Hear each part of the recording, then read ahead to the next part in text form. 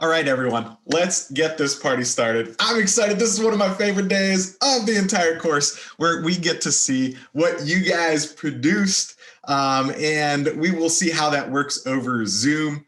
Apologies in advance for any particular difficulties. But, oh, wait, I forgot. Welcome, everyone, to Classics 160D2, Classical Mythology, and today's lecture 15.3, the Student Project Showcase. And so what we're going to do today is a couple announcements and a recap, and then we're diving right in to the student projects. Okay, announcements. You guys know the basic thing, put it into speaker view for now. For the presenters, what I'm going to try to do is give people access to be able to share their screen, right? And then I will give you access to be able to unmute you. And what I'd like you to do is just talk for a minute or so about who you are, kind of why you chose the topic you did, why you chose the format of a project that you did, and then go ahead and share a little bit with us. That can be sharing your screen and playing a little bit of a YouTube video or showing the website you built, whatever it is. I think sharing the screen will be a good, effective way to do that. And if you have any questions along the way, feel free to shoot me a message here or shoot your TA a message. Upcoming stuff, just to give you a sense, right? Monday, we talked about mythology and sports. Wednesday, myth in the modern world. Today is our student project showcase. And then what we've got next week, we've got a review session on Monday, and then the exam itself is going to be Wednesday, right? And so for that exam, you don't have to show up. You don't have to show up here to class. Just go to D2L. That thing will open at 11 a.m. All the DRC restrictions are input right now, so they should be good to go. And then this weekend, I'll actually build the exam. So that's the plan there. Student course surveys, you should have access to them. The access disappears, I think, next Wednesday. So if you don't mind, please, pretty please take some time over the weekend to go ahead and fill those out. The more specificity, the better, right? If you're like, okay, that was a good class. I like that. It makes me feel good. But if you're like, oh, his like, I don't know, screen sharing thing like worked well, or like the, whatever it is you like, go ahead and put that in there. And that is really useful for me in terms of things to continue to do or things to change in the future. Also late work, just in case you haven't turned in every single thing yet and you're like thinking like, oh man, am I gonna like pass the class? You're definitely gonna pass the class. Just get your work done. Bust your butt this weekend, get everything done. Man, if you're missing something from like week 3 and you get 50% for it, that is a huge, huge difference as opposed to 0. Okay, Matt's saying he made me the host and re-add him. All right, yes, I can do that. Matt, there you go. Boom. Boom, there you go. All right, we got that. Excellent. All right, when will late work be graded? Late work is probably not going to be graded until like after, sometime, probably not this weekend, but the following weekend after everything's been turned in. And a large part of that is that the TAs as well are like, in addition to going through all the grading for this course, with the regular assignments and the projects and the exam, they also have like monstrous papers to write and their own sets of exams and things like that. And so the goal is going to be to get the things that have been turned in on time done as quickly as possible. And then we're going to make sure, though, that we get to every single thing that does get turned in. You will get credit for it. Okay. All right. Honors projects. Honors projects are... The 13th is good for honors projects. Feel free to take a few extra days for those. Again, the way that works, it doesn't change your grade in the class at all. So the honors project doesn't affect your grade. If you get it done and it looks good, you'll get the honors credit. If you don't get it done and you're like freaking out and you're like, I can't do it, this is going to drive me crazy, don't worry about it. You just don't get the honors credit, but it doesn't impact your grade at all. What else? The survey on D2L. The student course surveys aren't on D2L. They should be like emailed to you or something. I don't know. Where do the course surveys come from? Do they show up in an email? I'm not a student, so I don't get to take these things. Okay, yeah, you'll get an email about those. So yeah, keep an eye out on the email. That's where it'll show up.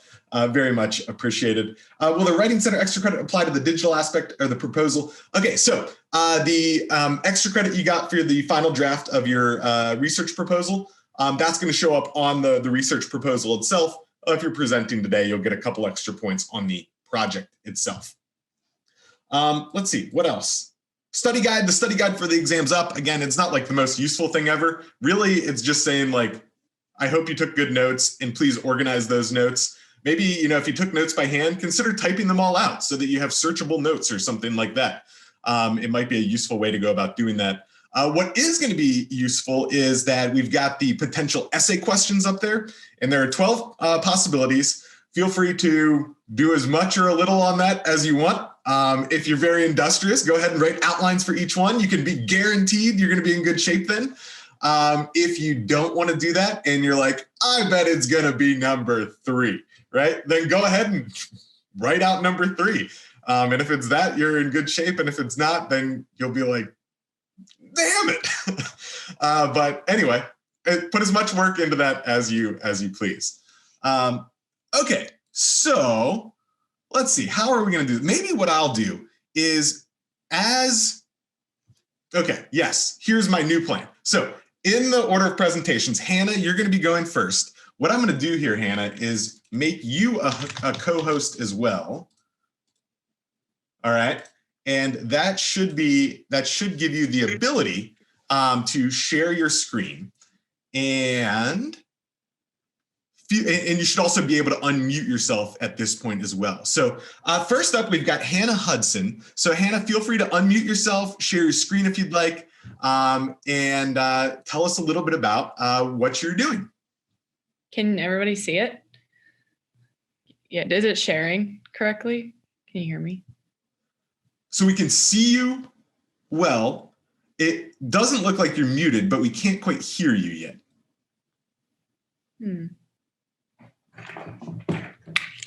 Let me try this. I can hear you fine. Oh, you can? Oh, yeah. Why can't I hear? Can you hear me, Dr. Rob? It's my computer. Yeah, that's my fault. The old volume was off. Okay, so. Right, hey, sorry about that. That's okay. So my name is Hannah Hudson, and I chose this project kind of because I guess I talked about it a little bit down here, so I'll scroll down. But in the end of why I talked about why it's significant is I want to go into the gynecological field when I'm older and become an OBGYN. And so like the topic of virginity and just reproductive abilities and everything surrounding that has always been interesting and important to me. And I noticed that it was talked about a lot in mythology. So I thought that was very interesting. And I chose a website because I figured that it would display my ideas and my context appropriately, and also in a way that was easy and could be read easily. And also that was enjoyable to look at. So yeah. Can you take us through and show us a couple of the different pages here? Yes. So this is my first page. This is the introduction page. And I have my title and then some paintings. This is The Judgment of Paris by Peter Paul Rubens. And I talked about my main focus on the goddesses Hera, Athena, and Aphrodite. And then I also have all my sources, which are clickable links. So it takes you to the source. And this is also another painting called Jupiter and Juno on Mount Ida, oil on canvas by Charles Antoine Coypel. So yeah. And then I have my Hera tab. And this is Zeus and Hera, painted on a ceiling dome by Jeff Rom. And basically, I took some quotes that I really enjoyed. The first quote is, in Argos, every year, Hera was thought to restore her virginity, and she received sacrifices related to marriage.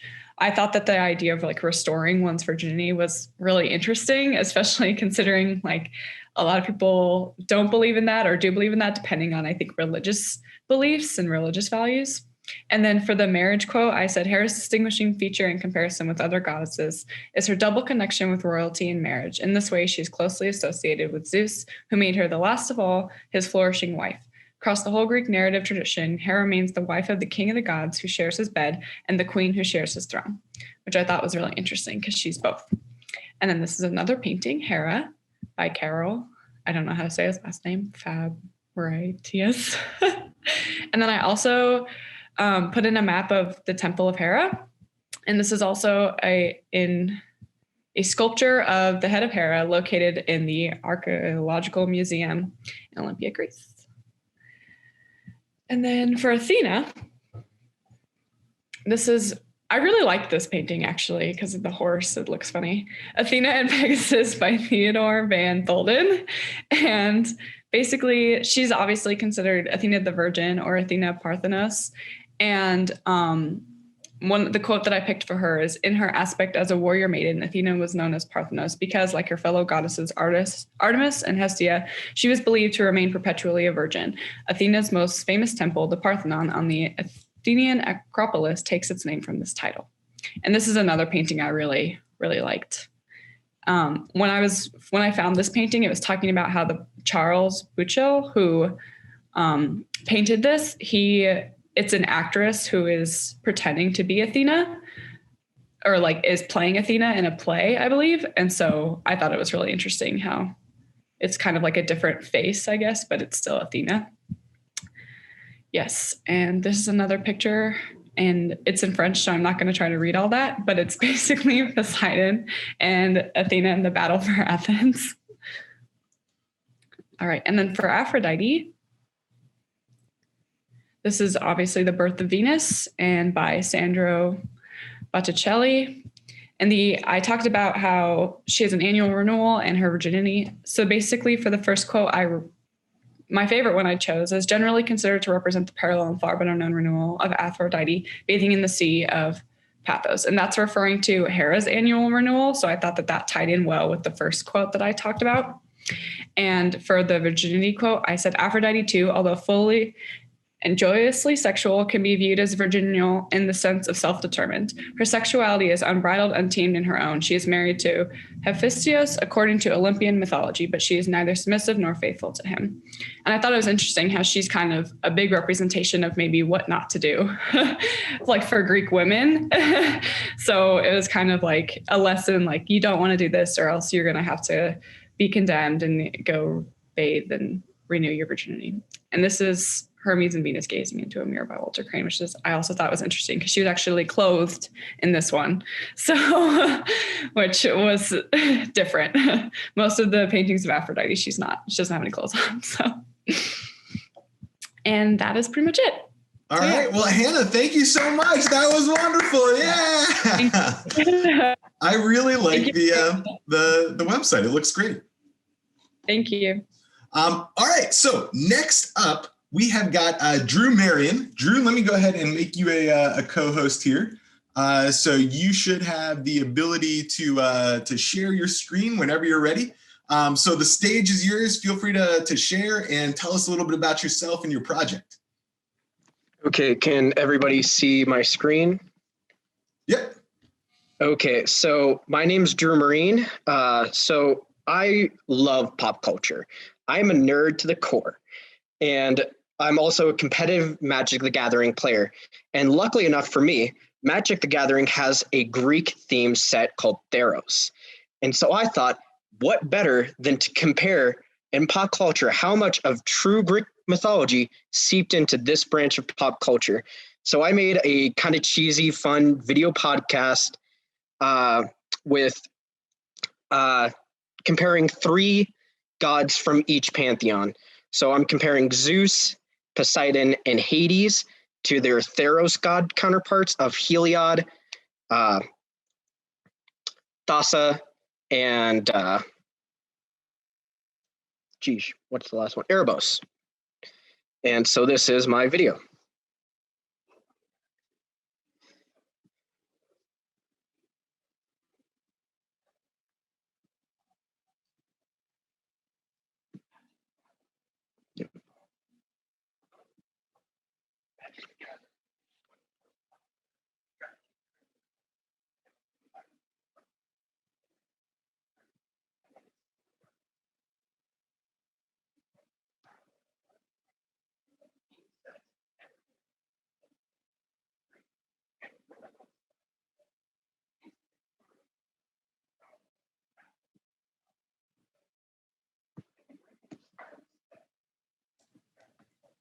Hey, Drew, I'm not getting any sound on my end here. Can you see if you can maybe change the input?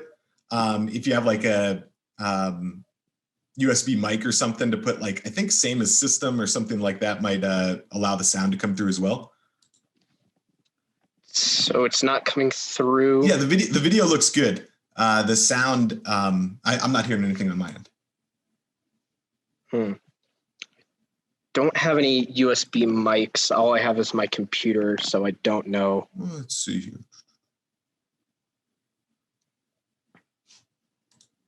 If you want to go on to the next person, then come back to me after you might be able to figure out. Hold on just a second. When he screen shares, he has to give access to his computer audio in the first tab. Okay. Here, can you just try like unsharing and then resharing? And there should be a little like checkbox there.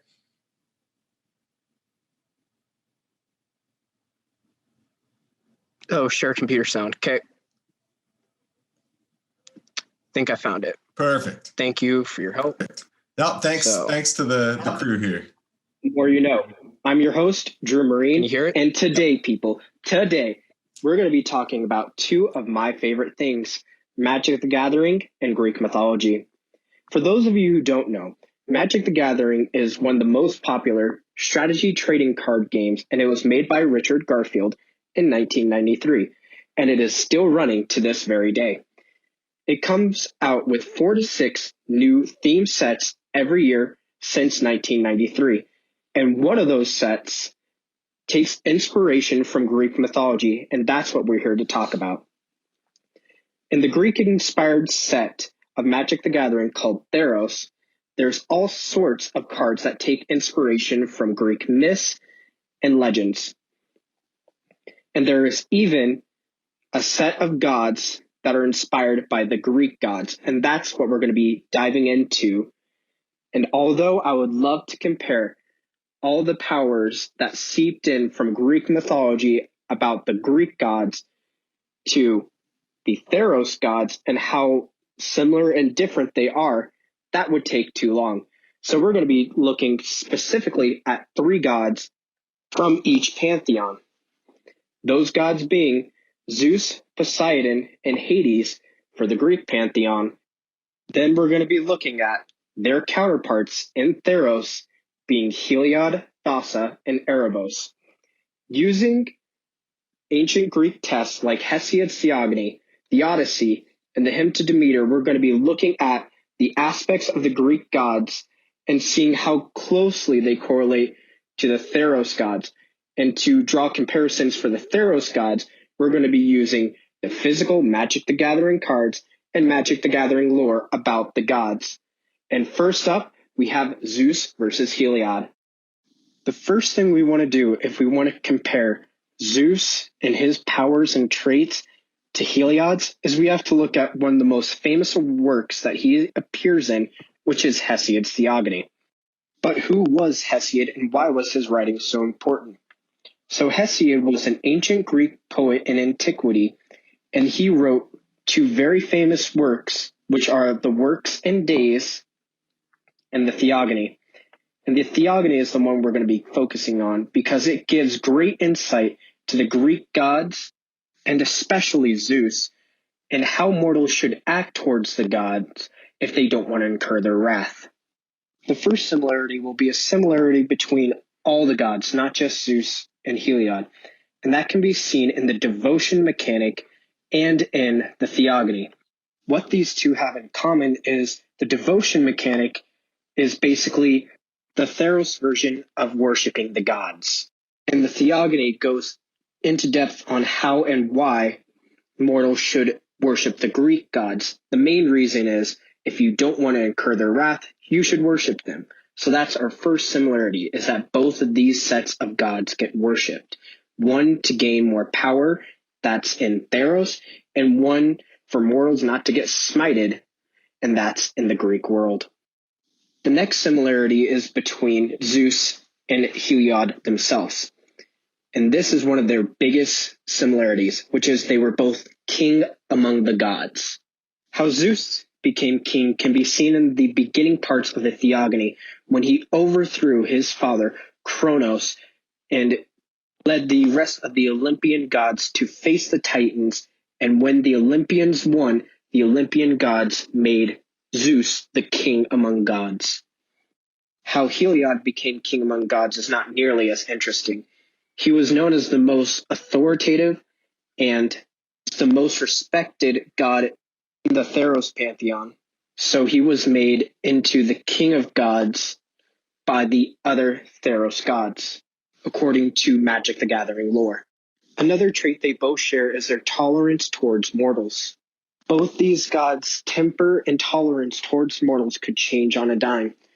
This can be seen for Zeus in line 690 through line 710 in Hesiod's Theogony, where mortals have incurred his wrath and he rains down torment and earth-shaking destruction from the heaven using his lightning bolts and thunder and his power over the skies, which shows his tolerance for mortals when he slays his very own champion, Elspeth, right after she completed the final trial for Heliod in slaying a rival of his.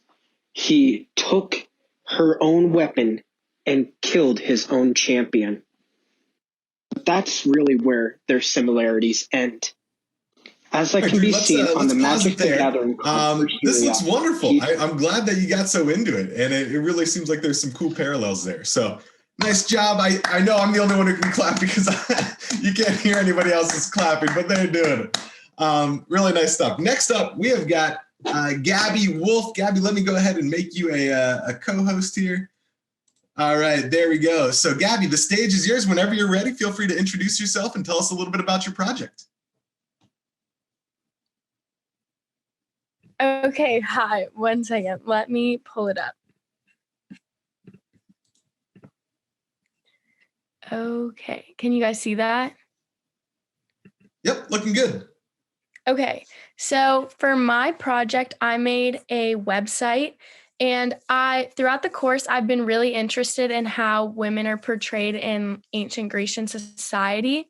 So I decided to look more into that and just see like how they're portrayed in different aspects and in different cultures, and then how that like reflects how women are treated in their society today. So I made a website.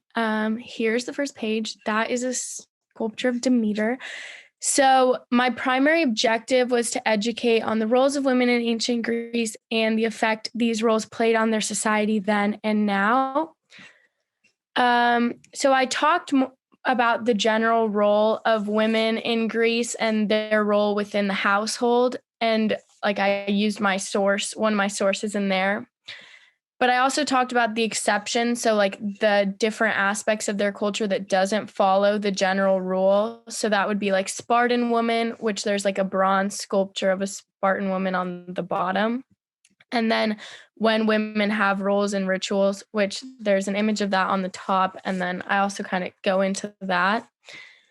And then I also explain how they were depicted like in writings and mythology, because there's a really big divide on what like mortal women's roles were, where they were pretty much limited to the household, but they would idolize these goddesses. So they were held to different standards.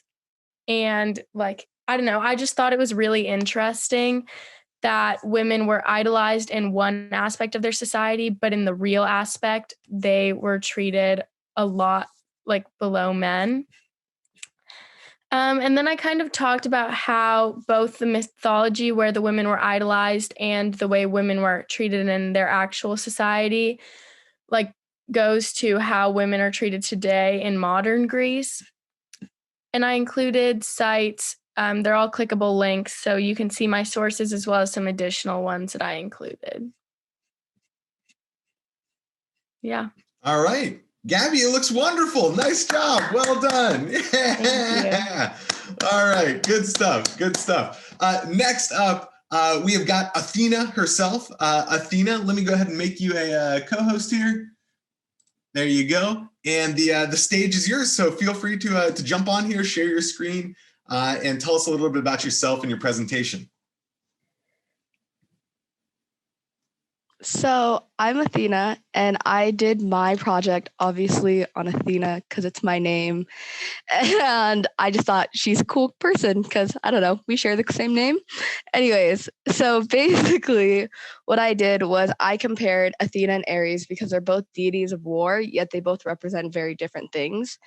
And I did this by creating a painting that has a half of an owl and a half of a vulture. And I made it into a time lapse. And then there's like a voiceover for it too. Can you guys see that? Cool. Yep. So basically, it's super simple. It's a time lapse of me creating the owl, which represents Athena's side, and I made it more light and a lot more detailed than I did the vulture because when she fights in war, I feel like she's more strategical and logical, while Ares is not at all. So once we get to the vulture, it's very less detailed and it's more dark and it's red and black. So I'll skip to the part. So this is me just creating the owl, and if I had the sound on, which I don't because I'm talking instead, it basically just talks about Athena and how she fights war and how she's compared to an owl because when owls hunt, they also do it strategically and they wait for their prey and they don't just go flying in like Ares or a vulture would. And then the end of the owl looks like this. So this was like the final of that side of the owl. And then I created the vulture Ares side, which is a lot darker and less detailed. Like I did not take as much time as I did for the owl because I don't think you take a lot of time in war either.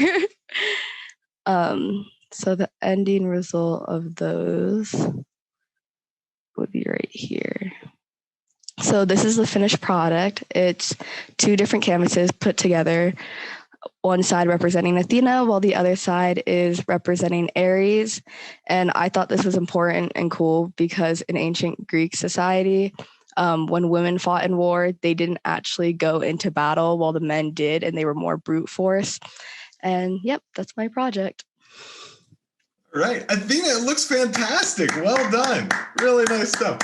One of my favorite moments from the course this semester was somewhere in like week 6 or something.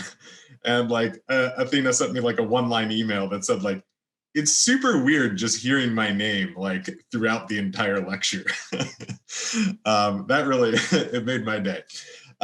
Anyway, the painting looks wonderful. I'm glad to see that you got the chance to explore your namesake there. Next up, we have got Kayla Griffith. Kayla, let me go ahead and make you a co-host here. There you go. All right, Kayla, the stage is yours. Feel free to go ahead and introduce yourself and tell us a little bit about your project.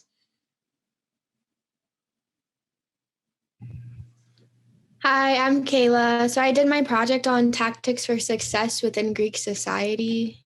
Sorry, I'm trying to share my slideshow. Can you see it? Yep, looking good. Okay. So the title is Tactics for Success.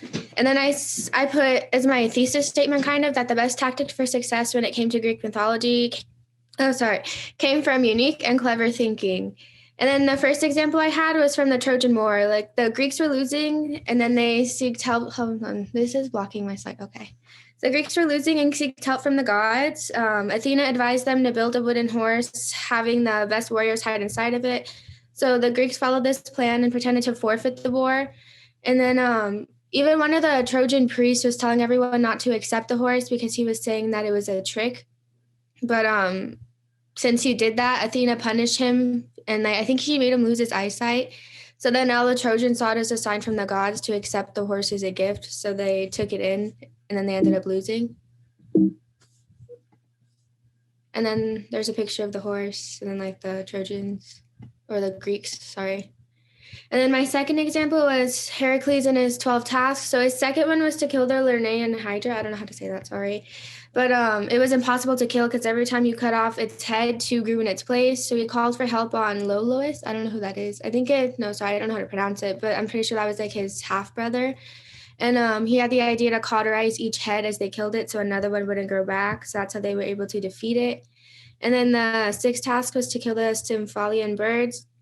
Here he was aided by Athena, and he used a bronze noisemaker to draw the birds out, and he used arrows to kill them.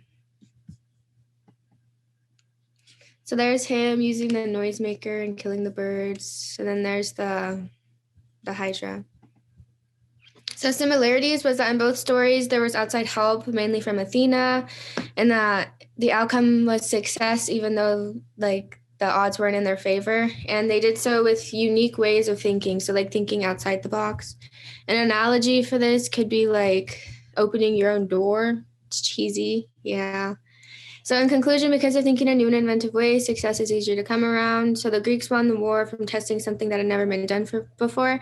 And Heracles used new methods he had never done before to complete his tasks.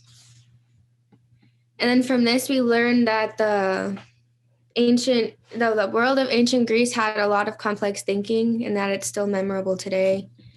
And then my sources were Apollodorus and then Virgil. All right. Wonderful job, Kayla. That looks great. Very nicely done. Very nicely done. All right. Next up, we have got Katie Pryor. Katie, I am making you a co-host right now. And whenever you are ready, the stage is yours. Tell us a little bit about yourself and your project. Okay, so can you hear me, by the way? Yep, coming through loud and clear. Okay, so I'm Katie, and my topic was pretty much death and resurrection as seen in Greek mythology, but more specifically in the deaths and resurrections of Asclepius, which was the god of medicine, and Alcestis, who is the queen of Thessaly. And I did a little animation on that. Oh, thank you for that. Okay. Got to share my screen now. Okay. So can you like see everything?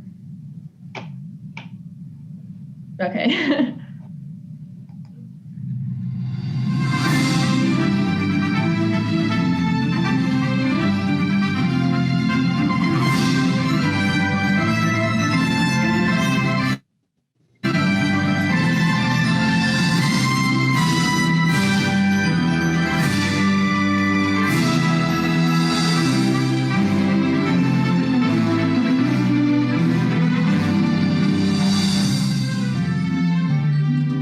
In order to be granted life past his designated time of death, Admetus must find someone to take his place when death comes to claim him.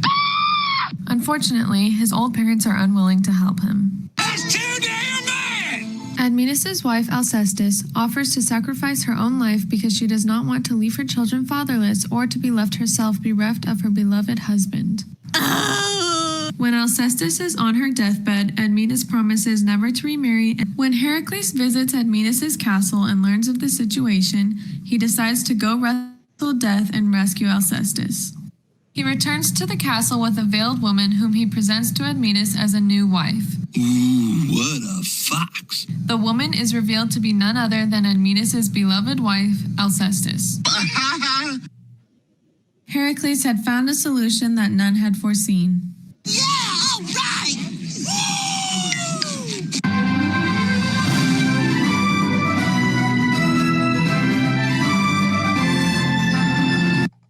Okay. How do I? All right, Katie, it looks wonderful. Nice job. Thank you. You got to tell me, how'd you end up doing the animation there? So basically I just went on, I wasn't sure what I was going to do for the format, but I just went on YouTube and looked up like easy animating apps and I did it all on the iPad. And is it like the animations itself, is it something that you can pull from pre-made animations and then? The backgrounds were all like from the internet, but I had to draw everything myself. Very cool. Well, it looks wonderful. Thank you so much for that. All right, next up, we have got Eric. Eric, I'm going to make you the co-host right here. All right, you should have the ability to unmute yourself and share your screen. The stage is yours. Tell us a little bit about yourself and your project. Hi, so for my project, I focused on the relationship between Achilles and Patroclus. I kind of did this because I actually really like Achilles as far as a Greek hero. I think that he's like the pettiest, and I think that's like the funniest thing in the entire world to me. But basically what I did for my project was I drew Achilles lamenting Patroclus' death. I'm not that great of an artist, I do know that, but I kind of wanted to show, let's see, I'm going to share my entire desktop so you might see yourself. But I wanted to show like some inspiration that I drew from like artist inspirations. So this is my starting point at when I started to draw the like the foundation for it. And what I modeled this off of was I took a lot of inspiration from, it's not necessarily Renaissance paintings, but they're different time period paintings of oil paintings between Achilles and Patroclus. Like this one, I think is called Achilles Lamenting the Death of Patroclus by Nikolai Guy. I'm not sure because I took a lot of inspiration and they all have practically like the same name for them. So I'm just like, yeah, okay. But I do love the scene overall and the use of drapery, which was really cool in this. And I like the guy in the back who's crying, but it's really cool. And this was actually black pottery from Greece, and it's them together in Patroclus is the one on the left, and Achilles is bandaging his wounds on the right. This one, it's really pixelated, but this one is another one where Achilles is kind of protecting the corpse of Patroclus. And then I really do love this one. It's an outside scene, which I find really, really interesting. And you have a lot of the maidens here that are grieving, and Achilles kind of looks like in huge despair. And I think it could be other Greek generals on the right. And I love this painting overall because I see it as pretty historically accurate from what, not like historically accurate, but pretty accurate with what I read in the Iliad, where they bring Patroclus's corpse back to the camp, and there's a lot of mourning and just like overall very much grieving. So this has nothing really to do with the myth itself, but this is called the Pietà, or it's like the English translation is the Pity. It's by Michelangelo, and I think this statues in the Sistine Chapel. This is Mother Mary holding Jesus, and I actually really, really like the pose. So that is what I tried to model it off of. I really love the statue overall, and I know a lot about history about the statue. So I kind of wanted to show that through my artwork. Also, this was some other artwork from a game called Hades by Supergiant that I play, and they're both in it, and I really liked his hair, so I tried to model his hair off of it a little bit. Really cool game if you like Greek mythology. It's very, very fun. But so my progress work is I try to like get the basic outline here. That's like the finished product. I didn't take a lot of photos of like during the progress because it was really hard for me.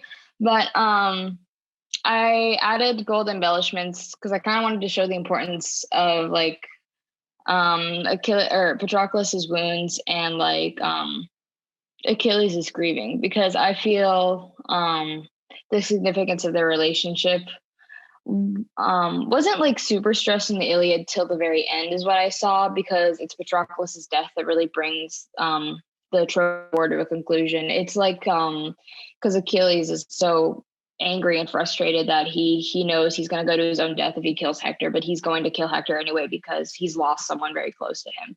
And that was basically my project. All right. Well, wonderful job. That looks great. It was really cool to see the different kind of the range of inspirations that you had that led to the final product there.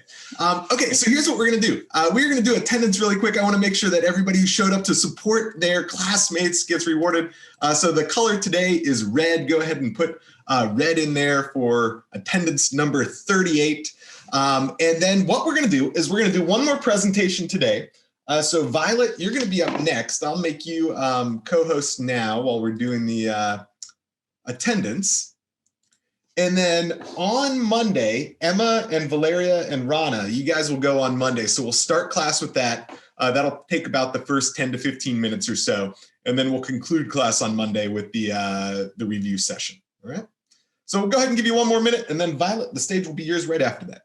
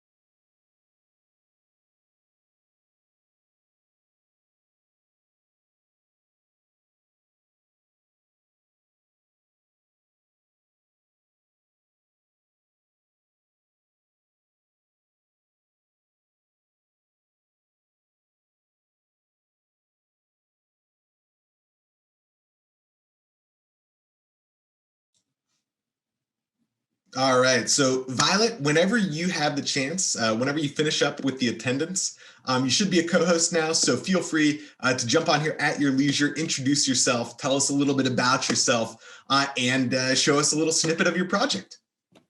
Okay. Can everybody hear me? Loud and clear. Okay. So my project was on the underworld. One sec. I'm going to share my screen really fast. Can you guys see my screen?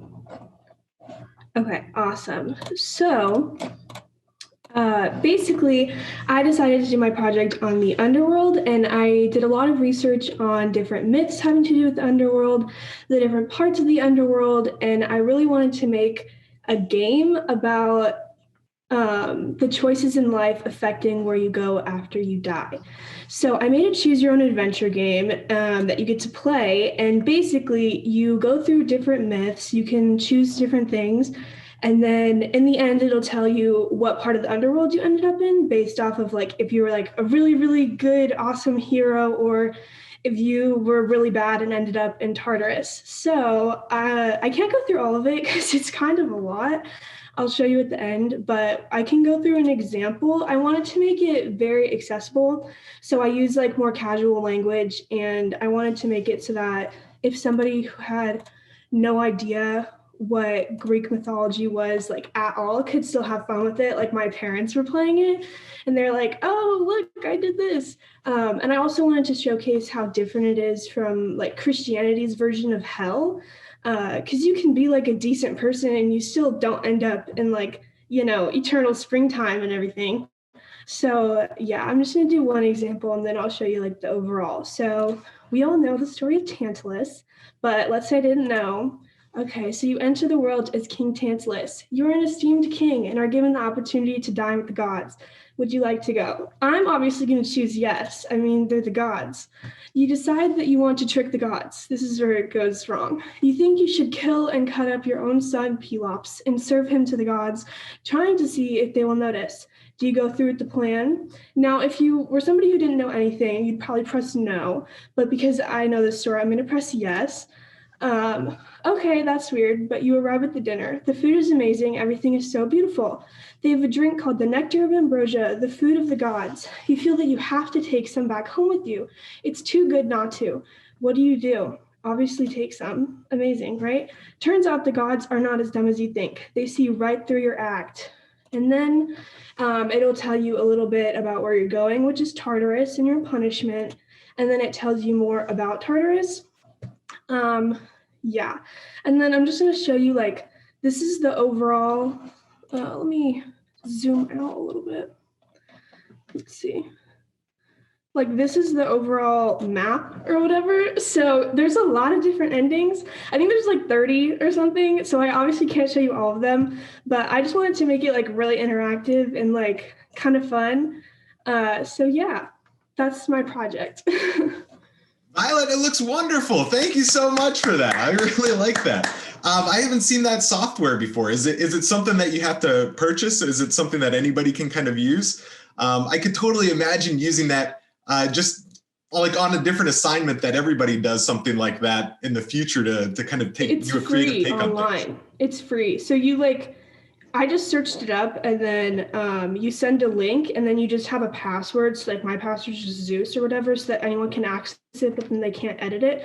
But yeah, it's like 100% free. So it was pretty good.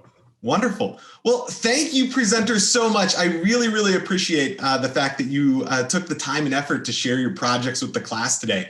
Again, what we're going to do on Monday is we got 3 more projects to go. So we're going to start with those and then we'll move on to the review session to finish things off. Presenters, also like, you know, if you ever need like anything in the future where it's useful to demonstrate your experience being able to work in front of a large group, even though this was on Zoom, you now have the ability to go into any interview and be like, yes, I've presented my research in front of 300 plus people. No big deal. Like crowds are not an issue. And it really is a great skill to build on. So thank you so much for that. Everybody have a wonderful weekend. I will see you back here on Monday and we will finish things off. All right. Thank you and bye everyone.